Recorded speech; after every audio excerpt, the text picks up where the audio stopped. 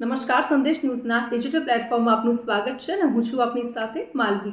ઈપીએફઓના કરોડો સભ્યોને રાહત મળી છે, જેમાં ઈપીએફઓએ પીએફ ઓટો સેટલમેન્ટની મર્યાદા વધારીને 5 લાખ રૂપિયા કરવાનો નિર્ણય લીધો છે। હાલમાં આ લિમિટ 1 લાખ રૂપિયા હતી, જેને હવે 5 ગણી વધારવામાં આવી રહી છે।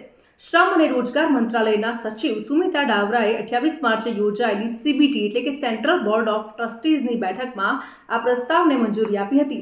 હવે આ ભલામણ સીબીટીની ફાઇનલ એપ્રુવલ માટે જશે અને ત્યારબાદ ઈપીએફઓ મેમ્બર્સ 5 લાખ રૂપિયા સુધીનો પીએફ એડવાન્સ ઉપાડી શકશે। ઓટો સેટલમેન્ટ સુવિધા 2020માં મેડિકલ ઇમરજન્સી માટે રજૂ કરવામાં આવી હતી અને 2024માં તેને 1 લાખ રૂપિયા સુધી વધારવામાં આવી હતી।